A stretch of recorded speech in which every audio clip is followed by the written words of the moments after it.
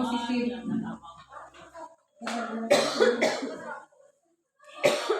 Nah, apa yang terbesit dalam benak kita ketika kita mendengar budaya positif, Bapak Ibu?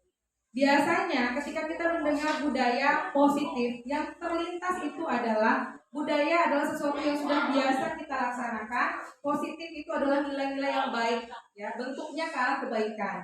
Jadi budaya positif itu biasanya diartikan seperti ini: segala sesuatu yang sudah kita laksanakan, yang sudah kita menjadi suatu kebiasaan yang sifatnya bersifat kebaikan atau positif. Selanjutnya,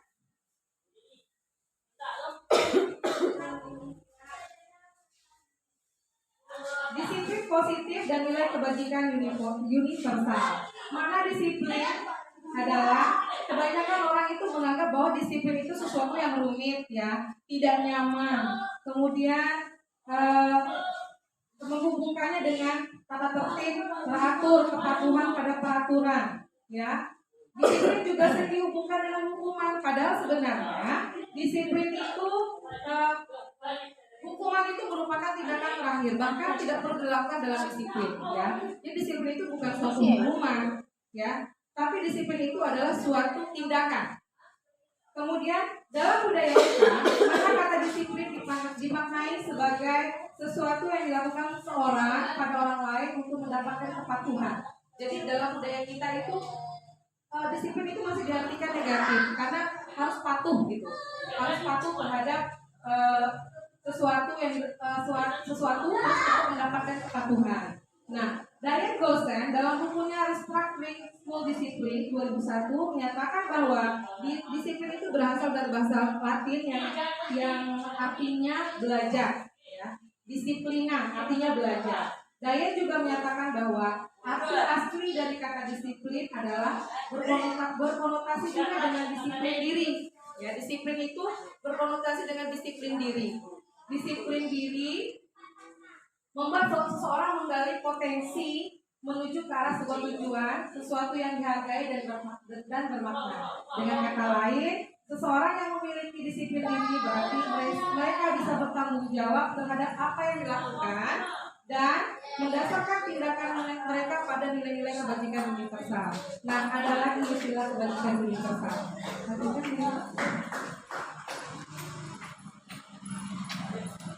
Selanjutnya, nilai kebajikan universal.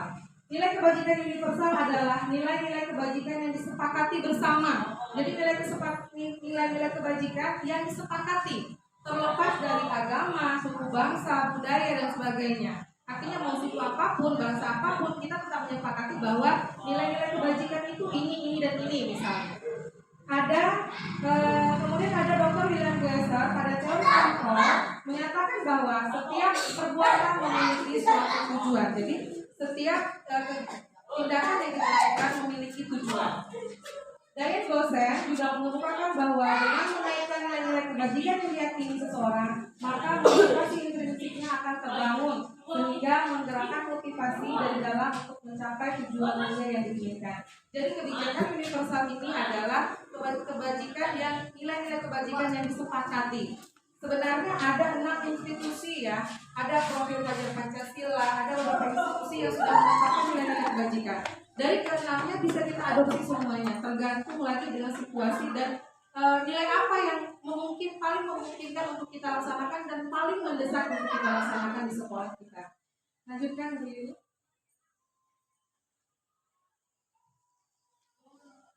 Kemudian ada namanya motivasi perilaku manusia. Jadi manusia ini berperilaku berdasarkan 3 motivasi. Yang pertama, motivasi untuk menghindari ketidaknyamanan. Jadi kita melakukan sesuatu itu karena motivasi untuk menghindari ketidaknyamanan. Misalnya, saya datang tepat waktu karena saya menghindari ketidaknyamanan karena nanti akan diberikan sanksi oleh kepala sekolah misalnya. Kemudian untuk mendapatkan imbalan atau penghargaan dari orang lain. Jadi kalau kita melakukan sesuatu itu juga bisa saja motivasinya karena ini mendapatkan imbalan atau penghargaan. Misalnya kalau dapat tepat waktu nanti saya akan dicap sebagai guru teladan misalnya. Kemudian untuk menjadi orang yang mereka inginkan dan menghargai diri sendiri dengan nilai-nilai yang mereka percaya. Ini adalah motivasi yang paling baik, motivasi intrinsik yang memang berasal dari hati. Jadi saya melakukan sesuatu, misalnya saya datang ke sekolah tepat waktu bukan karena saya minta imbalan, penghargaan, bukan karena saya menghindari ketidaknyamanan, karena saya ingin menjadi diri saya yang baik, gitu.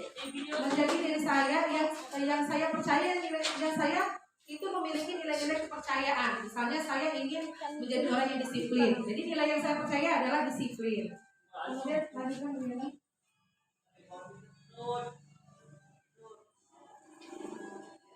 Nah, ada namanya juga hukuman, konsekuensi, dan restitusi. Hukuman Bapak Ibu, hukuman itu bersifat tidak terencana atau tiba-tiba. Hukuman yang diberikan itu biasanya berupa hukuman fisik ya, fisik, psikis juga. Kadang-kadang kita juga melakukan sindiran ya, perbuatan atau kata-kata kita menyakitkan. Itu hukuman. Kemudian konsekuensi, beda ya Bapak Ibu ya. Hukuman itu sesuatu yang datang tiba-tiba. Misalnya anak itu nakal, langsung kita berikan hukuman, misalnya apa, berdiri di depan kelas misalnya. Itu tiba-tiba. Namun kalau konsekuensi itu sudah terencana. Sudah terencana dan itu biasanya berdasarkan kesepakatan. Jadi guru dan anak-anak itu membuat kesepakatan. Ayo, kalau yang datang terlambat, misalnya nanti konsekuensinya apa? Terlambat 10 menit, nanti jam istirahatnya akan dipotong 10 menit untuk mengisi waktu yang tadi terlambat misalnya. Itu sudah disepakati, anak-anak setuju atau tidak? Itu namanya konsekuensi. Tapi kalau misalnya anak datang terlambat, terus disuruh berdiri dengan satu kaki, itu namanya hukuman. Karena biasanya hukuman juga tidak mengarah kepada pembelajaran. Ya. Kemudian restitusi. Restitusi adalah proses menciptakan kondisi bagi murid untuk memperbaiki kesalahan. Restitusi ini yang paling bagus, di mana kita berkolaborasi dengan murid, membimbing murid untuk mencari atau memecahkan permasalahan yang mereka hadapi. Misalnya mereka datang terlambat, guru akan melakukan diskusi kenapa, ditanyain kenapa datang terlambat, terus kalau terlambat itu baik atau tidak, sesuai tidak dengan nilai-nilai kebajikan yang kita sepakati, seperti itu. Jadi begini.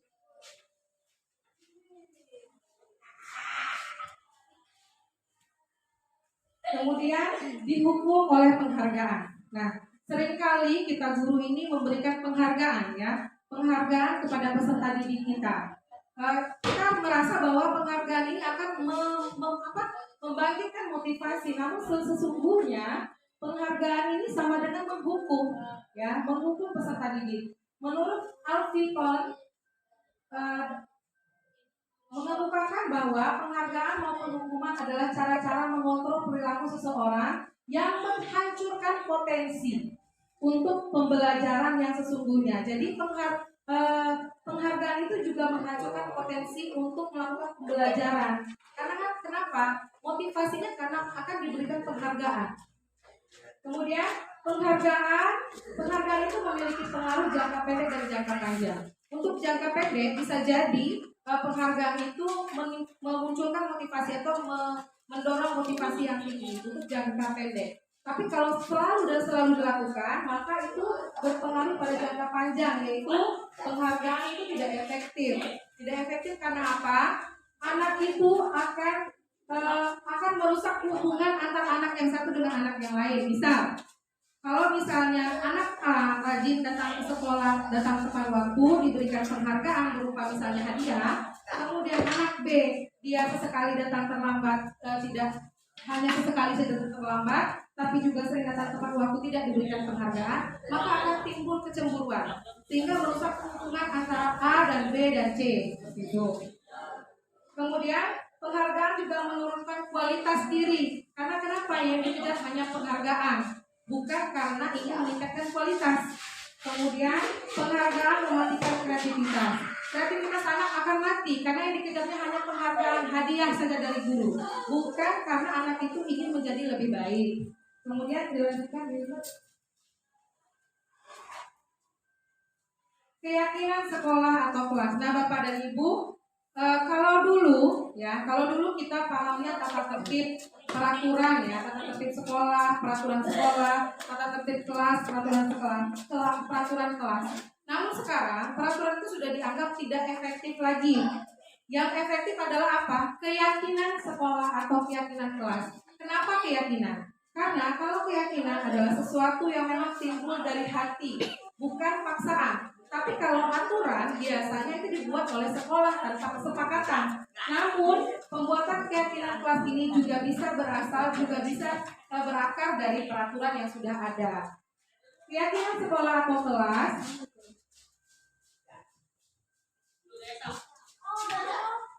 dalam membuat keyakinan sekolah atau kelas ada beberapa hal yang harus dilakukan. Pertama, keyakinan kelas lebih bersifat abstrak, jadi tidak usah panjang-panjang kalimatnya. Kemudian keyakinan kelas berupa pernyataan-pernyataan universal, tadi sama. Kemudian pernyataan keyakinan kelas senantiasa dibuat dalam bentuk positif. Nah dulu kalau peraturan itu kan kita sering bikin seperti ini. Tidak boleh datang terlambat, jangan mengganggu teman. Nah dalam pembuatan keyakinan sekolah atau kelas, kata-kata negatif seperti tidak, dilarang, jangan, itu kita hilangkan menjadi kata positif. Misalnya, jangan datang terlambat. Artinya, anak-anak harus datang tepat waktu. Berarti nilai kebajikan universal yang ini kita terapkan adalah disiplin. Namun, sebelum pembuatan keyakinan sekolah atau kelas ini, tetap saja kita harus membuat suatu kesepakatan. Membuat suatu kesepakatan nilai kebajikan universal apa yang ingin kita terapkan di sekolah. Boleh banyak, boleh sedikit, ya tergantung sesuai dengan kebutuhan. Kemudian keyakinan kelas hendaknya tidak terlalu banyak. Kalau dulu coba kita lihat di samping Bu Anti ya, ada di samping itu peraturan itu tata tertib itu bisa sampai 12. Namun dalam keyakinan kelas cukup 3, 4 atau 5 poin saja. Karena akan mewakili, misalnya jangan datang terlambat, berarti disiplin. Misalnya tidak mengobrol, tidak mencontek, tidak mencuri, adalah nilai kejujuran.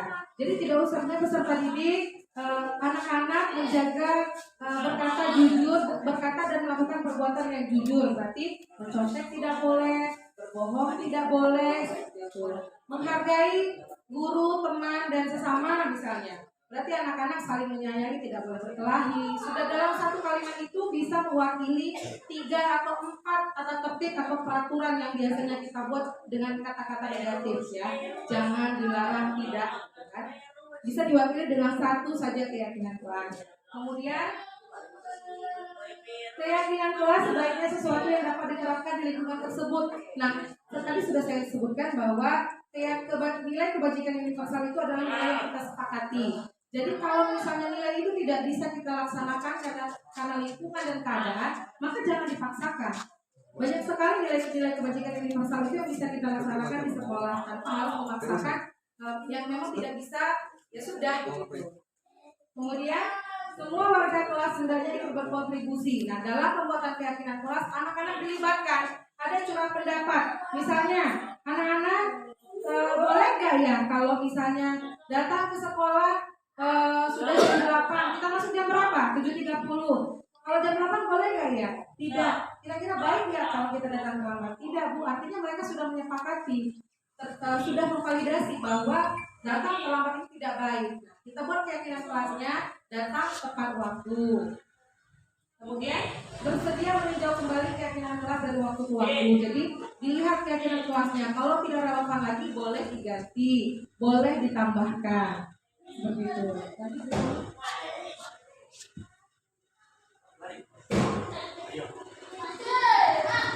Ada terus yang selanjutnya itu kebutuhan dasar manusia. Jadi manusia itu memiliki 5 kebutuhan dasar. Yaitu yang pertama bertahan hidup, kemudian kasih sayang dan rasa diterima, terus kebebasan, kesenangan dan penguasaan. Setiap tindakan atau perbuatan pasti memiliki tujuan. Jika dikaitkan dengan murid, mereka melakukan sesuatu atau bertindak itu karena ada tujuan. Tugas guru adalah mengidentifikasi kebutuhan dasar apa yang mereka ingin penuhi dengan melakukan perbuatan atau tindakan tertentu. Nah, untuk kebutuhan dasar ini kita ambil contoh anak kita Virus. Saya dengar Virus itu kasar, terus suka melontarkan kata-kata kotor ya. Nah, tugas kita sebagai guru adalah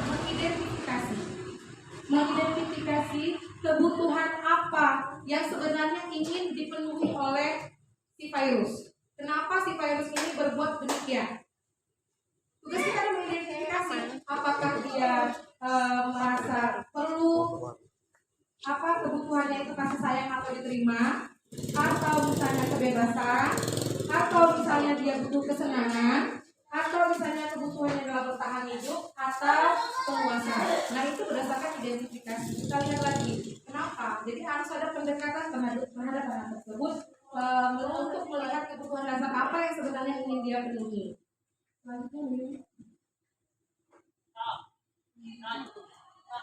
Kemudian ini adalah 5 posisi kontrol guru.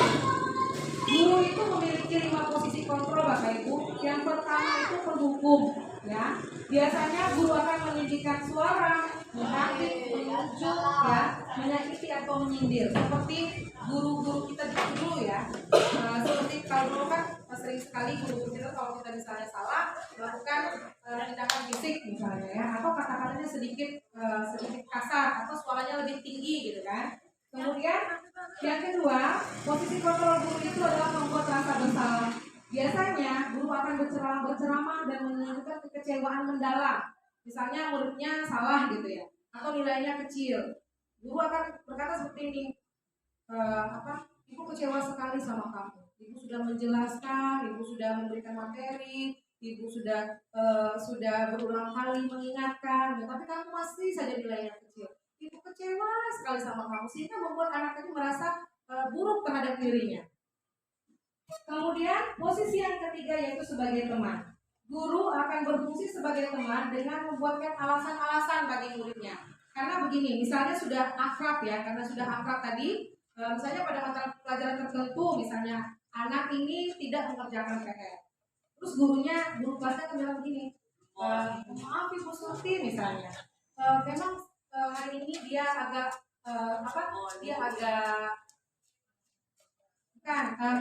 siapa sih misalnya si Sakila ini dia memang hari ini dia kurang semangat karena ada sesuatu misalnya. Jadi makanya dia tidak mengerjakan tugasnya dengan baik. Nah, guru yang berposisi sebagai kontrol dia akan seperti itu. Kemudian yang keempat, pemantau. Guru akan menghitung dan menghukum dan mengukur tindakan atau pelanggaran dilakukan murid. Jadi kalau memantau, guru itu akan melihat kamu hari ini sudah terlambat, sudah berapa kali terlambat. Oke, kalau kamu terlambat, konsekuensinya kamu harus begini dan begini. Nah, itu untuk posisi pemantau. Yang kelima, posisi manajer. Mengajukan, jadi guru di sini mengajukan pertanyaan, terus mengajak anak berdiskusi, memberikan kesempatan anak untuk menerangkan masalahnya sendiri. Dalam posisi manajer, guru tidak serta-merta menyalahkan anak. Guru akan menanyakan alasannya kenapa. Terus memvalidasi kalau memang tindakan itu salah, apa yang bisa kita lakukan? Apa yang bisa kamu lakukan untuk memperbaiki? Guru yang berfungsi sebagai manajer akan seperti itu. Lanjut Bu ini.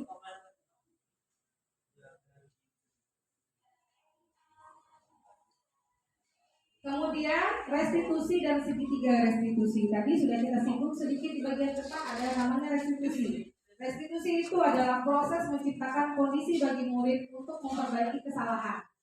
Restitusi juga merupakan proses kolaboratif yang mengajarkan murid untuk mencari solusi masalah mereka dan membantu murid berpikir tentang orang seperti apa yang mereka inginkan dan bagaimana mereka harus memperlakukan orang lain.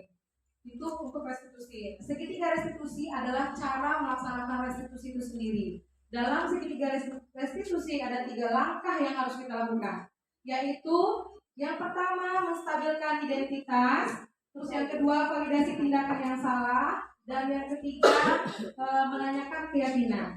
Dalam segitiga restitusi ini dilakukan untuk memecahkan permasalahan yang dihadapi oleh anak. Misalnya ada anak yang berkelahi, ya. Sebagai guru, ketika menerapkan segitiga restitusi ini, hal yang pertama dilakukan adalah yang pertama menstabilkan identitas.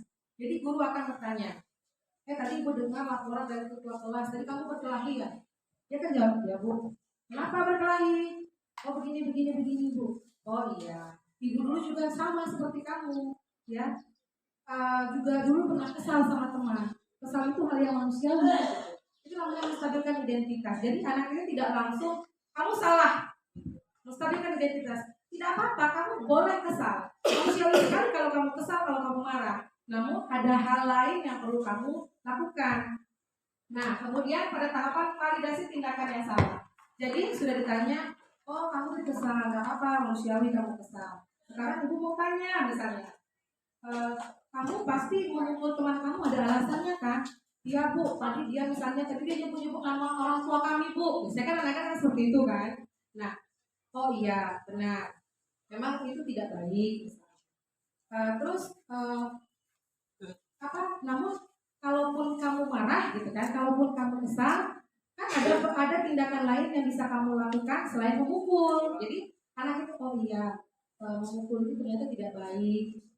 Jadi anak itu ya kan ada kan tindakan yang lain yang bisa kamu lakukan selain memukul. Kamu kesal nih, misalnya. Tapi kamu kan bisa melakukan tindakan lain yang tidak menimbulkan kekerasan fisik misalnya. Kamu bisa melakukan itu dulu. Gitu.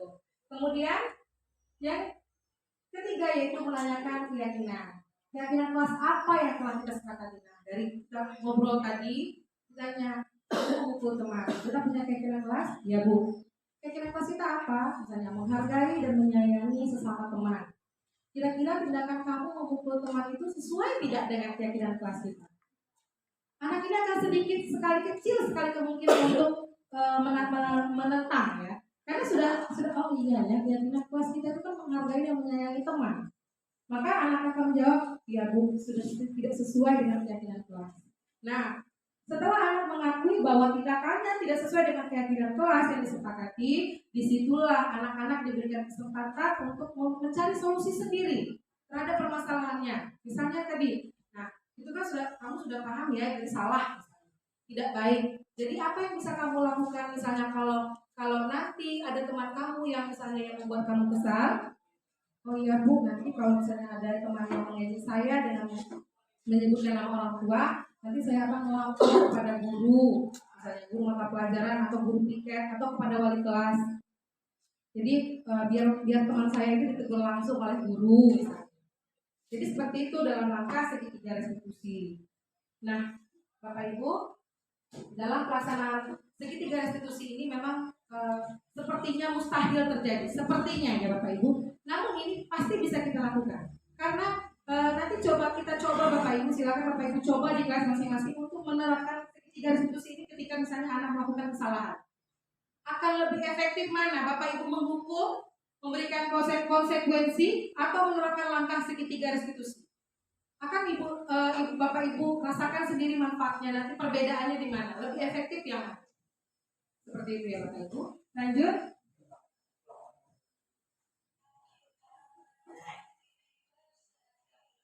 Tahapan segitiga restitusi tadi sudah saya sebutkan. Yang pertama menstabilkan identitas, terus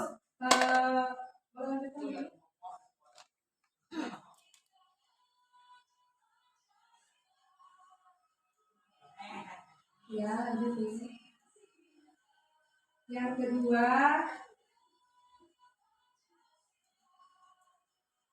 oke, baik Bapak Ibu, dari segitiga restitusi tadi, langkah yang pertama itu menstabilkan identitas, terus yang kedua adalah memvalidasi tindakan yang salah, dan yang ketiga adalah menanyakan keyakinan. Jadi demikian Bapak Ibu materi tentang diseminasi pemahaman tentang budaya positif.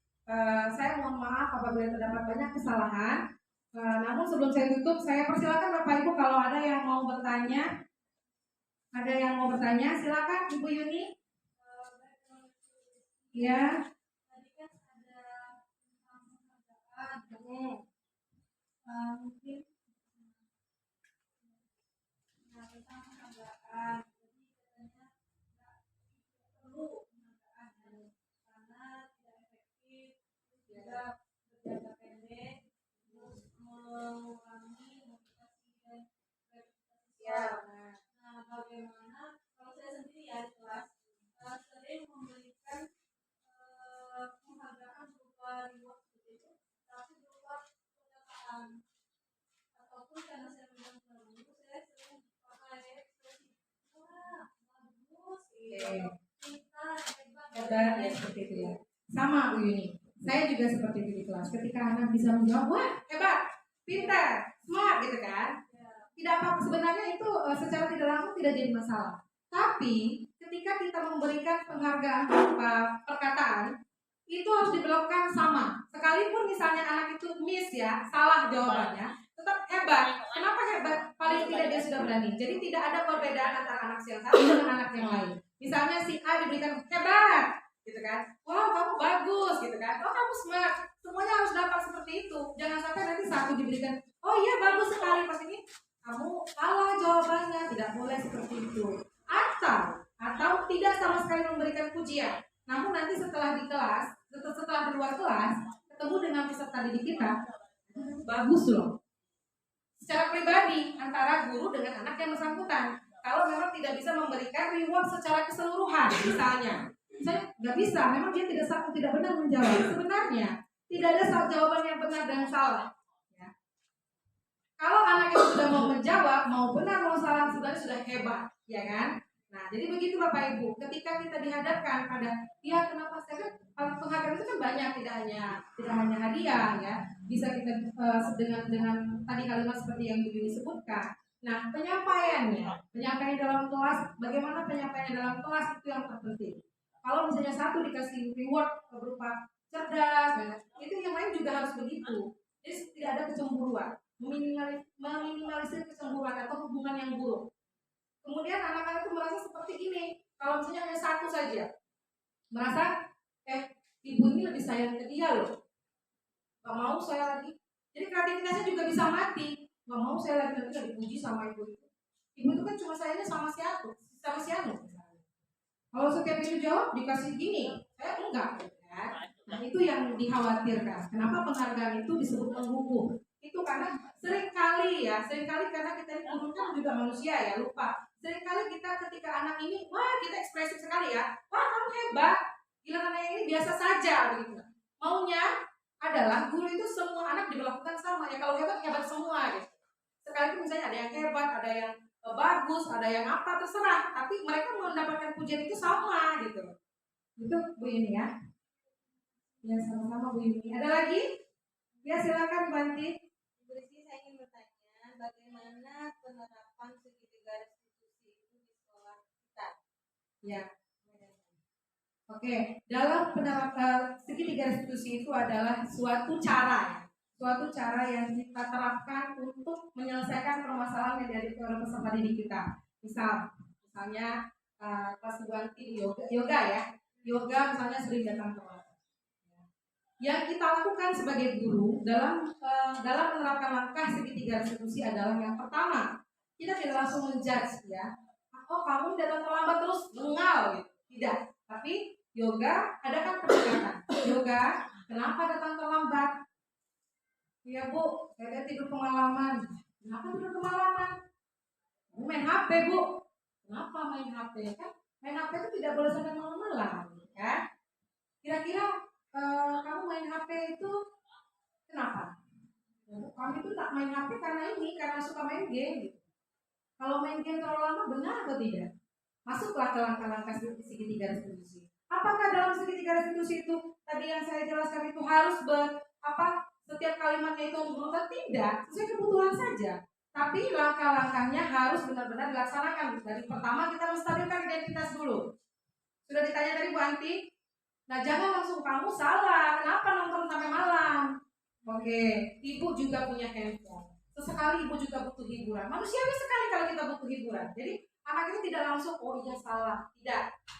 Nah, jadi distabilkan dulu identitasnya. Oke, selanjutnya pada tahapan yang kedua yaitu memvalidasi tindakan yang salah. Nah di sini peran kita. Nah, main HP terlalu malam, kamu kan begadang, ngantuk ya? Iya Bu. Bangunnya kesiangan, iya Bu. Terlambat, iya. Benar tidak tindakan kamu? Benar nggak? Betul atau tidak? Oh iya Bu, salah. Salah kenapa? Saya datang terlambat. Anak-anak sudah validasi ya, sudah tahu oh ini salah. Saya datang terlambat itu salah. Begadang itu salah. Bangun terlambat itu salah. Ya, keyakinan kelas. Keyakinan kelas ada beberapa poin penting yang harus kita terapkan, yang harus kita punya Bapak Ibu ya. Harus kita punya di kelas. Apa keyakinan kelas kita? Misalnya disiplin, tadi saya sebutkan disiplin dan menghargai waktu. Nah, yoga, tindakan kamu datang terlambat hari ini, apakah sesuai dengan keyakinan kelas kita? Dia lihat misalnya di pajak. Tidak, Bu. Oh iya. Kalau tidak, kira-kira bagaimana solusinya biar kamu tidak datang terlambat lagi? Seperti itu. Jadi anak-anak dikasih kesempatan. Berarti Bu, kamu itu udah boleh lagi main HP sampai malam. Biasanya anak-anak seperti itu kan jawabnya. Tidak apa-apa, apapun yang mereka inginkan. Baik, jadi besok tidak boleh lagi ya main HP sampai malam. Ya Bu. Dan biasakan anak untuk mengucapkan kata apa? Maaf, tolong, dan terima kasih gitu ya. Kalau salah berarti bilang maaf Bu, besok saya tidak akan mengulangi. Jadi bagaimana supaya tidak mengulangi lagi? Saya tidak akan main HP misalnya terlalu malam saat hari sekolah misalnya. Kalau hari libur misalnya ada dispensasi, bisa saja. Karena tidak langsung serta-merta Bapak Ibu langsung, oh tidak boleh main HP. Begitu Ibu Anti ya. Kira-kira makanya seperti itu. Ada lagi? Ya Ibu Tina?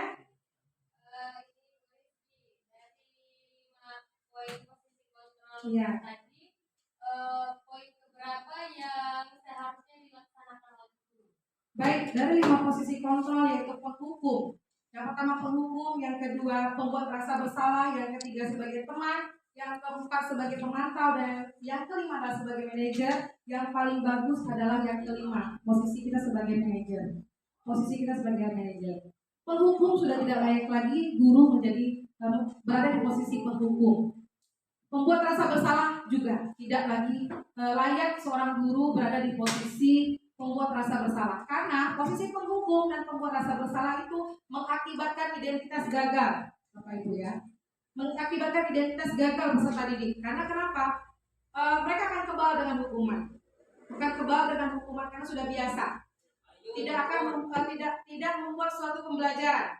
Kemudian pembuat rasa bersalah itu lebih buruk lagi. Kadang-kadang anak itu sampai kalau yang dia merasa ya, anak sensitif, ya Allah kasihan ya ibu, sampai dia merasa buruk terhadap dirinya, sampai dia tidak punya kepercayaan diri lagi. Nah itu yang paling buruk ya, membunuh karakter. Kemudian teman, kalau posisi teman itu bisa dilaksanakan, namun tidak bagus juga kalau terlalu sering seperti itu. Karena kenapa? Anak akan tergantung terhadap guru yang bersangkutan. Misalnya wali kelasnya saat ini Ibu Anti, kemudian Ibu Anti membuatkan alasan ketika anak melakukan kesalahan, dia akan tergantung. Karena enak kalau belajar sama Ibu Anti, kalau saya salah, saya buatkan alasan. Kemudian posisi pemantau juga bagus, melahirkan identitas yang berhasil. Namun pada pemantau juga anak masih terlihat kaku. Karena kenapa? Pada posisi pemantau, guru itu menghitung dan mengukur sebanyak mana kesalahan anak.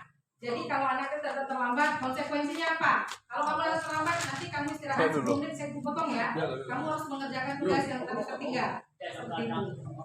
Namun pada fungsi manajer, anak diajak berdiskusi. Dia memilih sendiri solusi apa yang ingin dia terapkan untuk mengatasi permasalahan yang tadi dia yang dia lakukan. Bagaimana dia bertanggung jawab? Dia memilih sendiri. Oh ya Bu, nanti saya bangunnya lebih cepat, nanti saya hidupkan rambut. Jadi dia memikirkan sendiri solusinya. Di samping anak belajar, anak juga bertanggung jawab. Seperti itu ya. Saya rasa cukup ya Bapak Ibu ya. Baik Bapak Ibu, terima kasih sekali atas bantuannya hari ini, dan untuk Bapak Ibu yang sudah bertanya, saya juga ucapkan terima kasih. Kita sama-sama belajar ya. Semangat untuk Bapak Ibu. Bagi yang belum ikuti pendidikan program guru penggerak ini, silahkan mendaftar di angkatan ke-10. Terima kasih. Wassalamualaikum warahmatullahi wabarakatuh. Waalaikumsalam.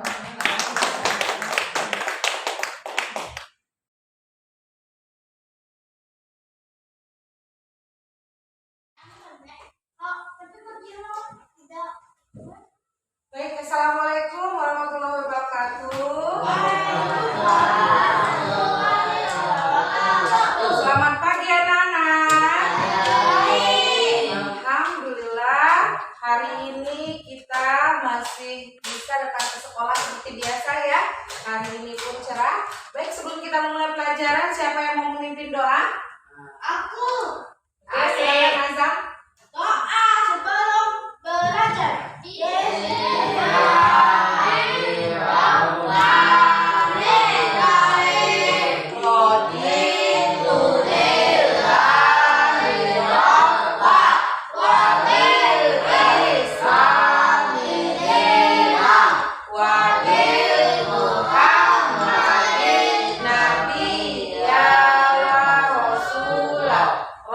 bidzikri ilma warzuqni fahma. Amin ya rabbal alamin. Anak-anak, karena ini kelas kita baru ya, kita baru belajar berapa? 2 minggu sama minggu ini ya. Jadi kita sebelum memulai pembelajaran, Ibu mau bikin dulu yang namanya keyakinan kelas. Oke? Apa itu keyakinan kelas? Keyakinan kelas adalah nilai-nilai yang kita yakini untuk kita laksanakan, kita implementasikan dalam kehidupan sehari-hari, dalam kegiatan atau aktivitas kita di sekolah dan di kelas. Oke? Nah, kalau anak-anak mungkin asing ya dengan kata keyakinan, karena selama ini yang anak-anak kenal adalah peraturan. Oke? Keyakinan kelas ini dia bisa jadi bermula dari peraturan. Namun kalau peraturan itu biasanya banyak sekali larangan, kalimat berupa kalimat negatif, ya tidak boleh, jangan dan sebagainya. Tapi dari peraturan ini nanti bisa kita jadikan keyakinan ke kelas. Baik. Sebelum ke keyakinan kelas, sekarang Ibu mau tanya, kira-kira apa saja sih peraturan kelas kita ya? Kita buat peraturannya dulu, nanti setelah peraturan baru kita lihat, kita pindahkan kepada keyakinan kelas. Apa aja peraturan kelas kita kira-kira? Tidak. Apa, Bang Ale? Tidak boleh ngobrol.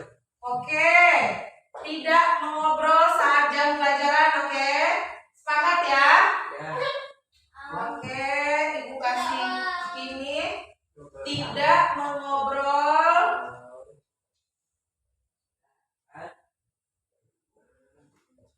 saat belajar. Oke, apa lagi? Aku. Ya, silakan. Azam ya? Jangan pukul. Oke, jangan memukul teman. Jangan memukul teman. Lalu apa lagi? Tidak boleh terlambat. Oke, tidak boleh datang terlambat. Aku. Oke, apa lagi? Tidak makan curi. Tidak mencuri. Oke, tidak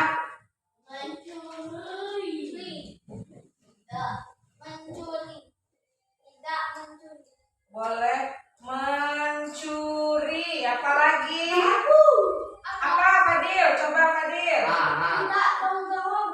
Tidak mendorong teman.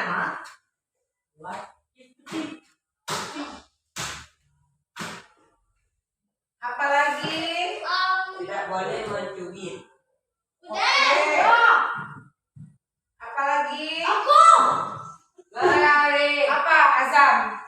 Tidak boleh Tidak boleh. main. Tidak boleh main. Masa nggak boleh main? Tidak boleh berbohong. Boleh nggak berbohong? Tidak. Berarti dilarang berbohong.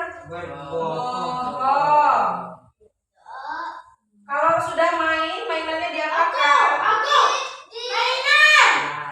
Tidak boleh membelanjakan mainan kalau sudah selesai Ditaruh di depannya. Oke, berarti tidak boleh memberantakan mainan ya.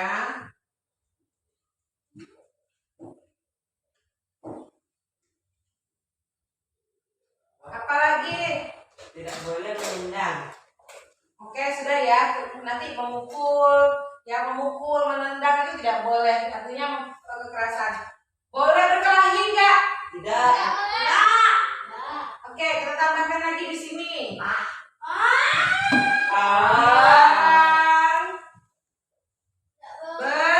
Berkelahi. Apalagi? Dilarang mencuri. Sudah. Apalagi? Buang sampah sembarangan boleh tidak? Boleh, tidak boleh. Tidak boleh. Berarti dilarang membuang sampah sembarangan. Oke, pinter. Kamu membuang sampah sembarangan. Cukup? Cukup. Oke, peraturan kelas. Tidak mengobrol saat belajar. Setuju semuanya? Setuju. Oke. Jangan memukul teman. Setuju? Bukan cuma memukul ya, menendang, mencubit ya. Juga tidak boleh. Setuju. Tidak boleh datang terlambat. Gila. Setuju? Setuju. Oke, sepakat artinya ya. Tidak boleh mencuri. Setuju. Oke. Tidak mendorong teman. Setuju? Oke. Dilarang berbohong. Setuju? Oke. Tidak boleh memberantakan mainan. Dilarang berkelahi. Setuju. Oke. Dilarang membuang sampah sembarangan. Setuju. Baik, ini 1, 2, 3, 4, 5, 6, 7, 8, 9 adalah peraturan kelas. Bu, tapi kalau peraturan kelas itu susah nian, ya. Susah nian Bu dijalankan. Ya, oke. Ya, peraturan kelas memang seringkali terasa berat untuk dilaksanakan, ya. Tidak semangat kita ya. Nah, supaya kita semangat untuk melaksanakan, kita harus rubah peraturan kelas ini menjadi suatu keyakinan, yaitu keyakinan ke kelas. Dimana kalau keyakinan itu kita laksanakan dari hati, ya memang kita laksanakan dari hati, bukan karena paksaan. Oleh karena itu, dari peraturan kelas ini akan kita ubah menjadi suatu keyakinan ke kelas. Oke, kita bikin di sini keyakinan kelas. Nah, keyakinan kelas ini ya tidak mengandung kalimat yang bersifat negatif atau larangan, ya. Berarti kita rubah dari tidak, dari jangan, dari dilarang itu menjadi kalimat yang positif ya, tidak mengandung larangan. Nah, dalam pembuatan keyakinan kelas ada nilai kebajikan yang harus kita masukkan. Nah, contohnya tidak mengobrol saat belajar. Apa nilai kebajikannya? Apa? Nilai kebajikannya apa? Ya, tidak mengobrol saat belajar. Ya, tidak mengobrol saat belajar, nilai kebajikannya apa? Menghargai. Karena kan kalau lagi belajar kan ibu guru lagi bicara, lagi menjelaskan misalnya, atau teman lagi mengeluarkan pendapat, atau teman lagi bertanya, kita tidak boleh mengobrol supaya kita mendengarkan apa yang dijelaskan ibu guru, apa yang ditanyakan teman, apa yang didiskusikan ya. Oleh karena itu kita tidak boleh mengobrol. Kalimatnya apa? Kalimat keyakinan kelasnya adalah menghargai dan menghormati. Ya, itu yang pertama. Terus yang kedua, jangan memukul teman. Oke, nilai kebajikannya apa? Sayang teman, yaitu saling menyayangi. Kalau kita menyayangi teman, berarti kita tidak boleh memukul, tidak boleh mendorong, tidak boleh mencubit, tidak boleh berkelahi. Termasuk ini ya. Mana tadi? Tidak mendorong teman.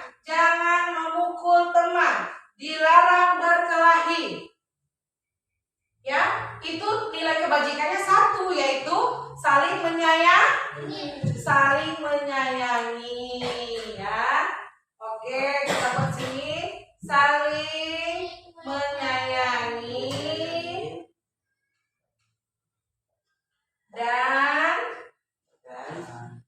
menjaga kekompakan. Menjaga kekompakan. Kelas berapa kita? Kelas CD 5. Terus sini sudah ya, mendorong teman, memukul teman, berkelahi tadi sudah. Ini tidak mengobrol saat belajar. Kemudian kita lanjutkan, tidak boleh datang terlambat. Kira-kira nilai kebajikannya apa? Disiplin. Artinya apa? Apa kalimat keyakinannya? Disiplin waktu.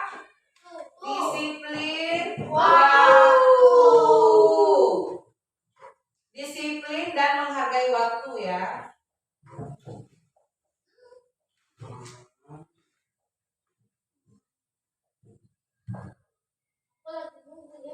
Tuh. Terus sudah datang terlambat, tidak boleh mencuri. Dilarang berbohong. Kira-kira sama nggak itu? Tidak sama, oke. Tidak boleh mencuri. Apa nilai kebajikannya? Jujur. Kalau berbohong? Oke, berarti sama-sama jujur. Oke. Lalu keyakinan kelasnya apa? Berkata dan bersikap jujur. Apalagi sekarang sudah tidak boleh mencuri, sama artinya sama-sama jujur ya. Mencuri itu berarti tidak mencerminkan perbuatan yang tidak jujur. Berbohong juga mencerminkan perbuatan yang tidak jujur. Kemudian ini, tidak boleh memberantakan mainan. Apa kebajikannya? Kerapian. Jadi apa? Meletakkan mainan di sesuai tempatnya. Oke. Meletakkan kembali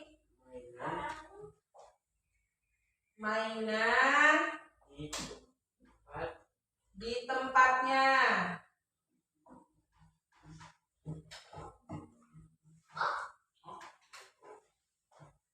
Terus dilarang membuang sampah sembarangan. Berarti nilai kebajikannya apa?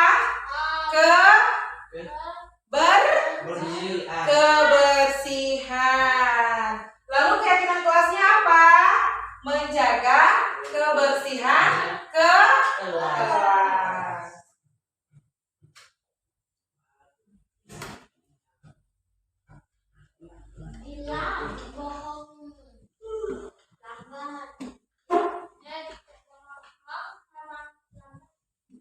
Nah, sekarang anak-anak kita lihat peraturan kelas, keyakinan kelas ya. Kita buat jumlahnya ada berapa ini? 1, 2, 3, 4, 5, 6, 7, 8, 9. Tuh. Kalau dalam peraturan kelas itu ada 9, banyak sekali ya 9 ya. Tidak, jangan, tidak, dilarang, jangan. Selalu seperti itu. Nah, ini akan terasa berat melaksanakannya karena selalu dilarang ya. Selalu tidak boleh, selalu jangan gitu kan. Jadi terasa berat. Makanya dari peraturan kelas yang terasa berat tadi kita ubah menjadi keyakinan ke kelas. Karena kalau sudah bicara keyakinan berarti kita memang dari hati kita mau melaksanakan gitu ya.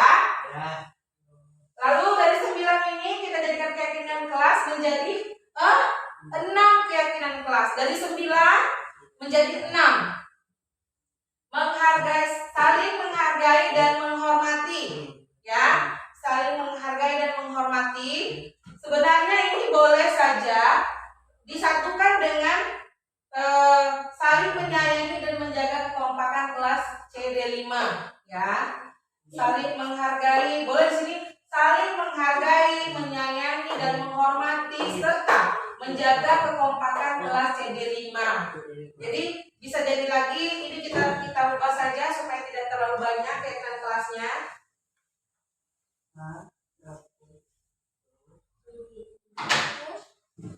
Saling menghormati,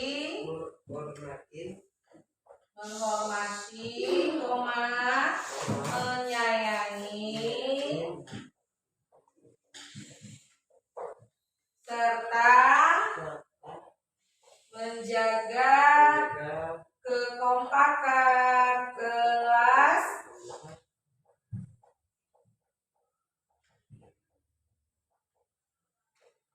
CD5. Oke.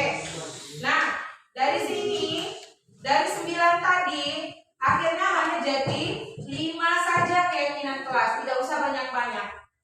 Keyakinan kelas yang pertama saling menghormati, menyayangi serta menjaga kekompakan kelas CD5.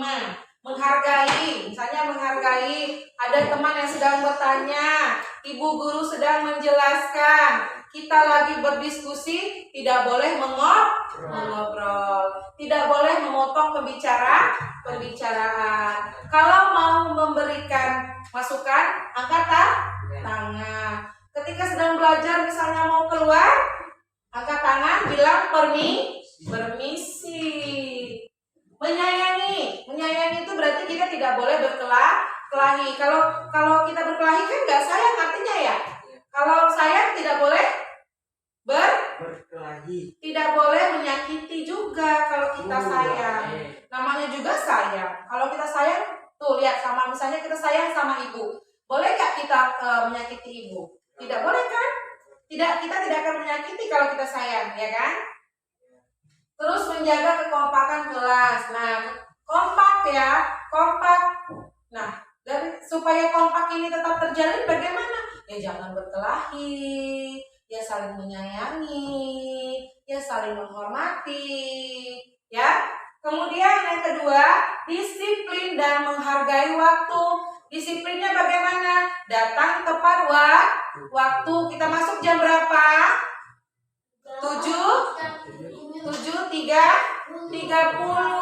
Artinya sebelum 7:30 sudah ke sekolah. Jangan sudah mulai pembelajaran baru kita datang, akan mengganggu teman-teman kita yang sedang belajar, ya. Terus berkata dan bersikap jujur. Nah, kalau ditanya, katakan sesuai yang sebenarnya. Kemudian bersikap jujur saat ulangan misalnya. Tidak boleh mencontek, ya. Kerjakan sendiri, mandiri, kerjakan, percaya diri dengan kemampuan. Pasti bisa. Ya, salah tidak apa-apa. Karena dari kesalahan itu akan menjadi suatu kebenaran. Karena dari salah kita akan belajar. Oke? Kemudian yang keempat, meletakkan kembali mainan di tempatnya. Nah, kita di dalam lemari ada mainan. Setelah diambil mainannya, dimainkan, mainannya harus diletakkan kembali ke dalam lemari atau disusun kembali di tempatnya. Yang kelima, menjaga kebersihan kelas. Artinya sampah buang di tempat sampah. Kita sudah punya jadwal piket, laksanakan jadwal piket sesuai dengan jadwalnya. Misalnya Senin, Ilman sama Dila tanggung jawabnya apa? Menjaga kebersihan kelas selama pembelajaran di hari Senin. Selasa, Ilyas sama Ale. Berarti hari Selasanya Bang Ale sama Ilyas yang piket. Tugasnya apa? Menjaga kebersihan kelas selama pembelajaran dari jam 7.30 sampai nanti pulang jam 11.30. Begitu juga seterusnya, ya. Jadi dari peraturan kelas tadi kita sudah rubah menjadi keyakinan kelas. keyakinan kelas ini nanti akan kita tulis besar-besar, kita pajang supaya ketika anak-anak lupa, oh iya, dibaca lagi keyakinan kelas. Misalnya terlambat, coba baca dulu keyakinan kelasnya. Sesuai tidak apa yang kita lakukan hari ini dengan keyakinan kelas kita. Oke, jadi keyakinan kelas itu nanti akan kita pajang supaya anak-anak setiap hari melihat. Misalnya kelasnya kotor, sesuai nggak dengan keyakinan kelas kita? Kalau tidak sesuai, mari kita bersihkan. Oke? Oke, terima kasih karena anak-anak sudah ikut berpartisipasi, sudah menyepakati juga keyakinan kelas kita. Ya, keyakinan kelas kita ini akan kita pakai selalu ya. Jadi apapun yang terjadi di kelas ini nanti akan kita sesuaikan dengan keyakinan kelas kita. Siap,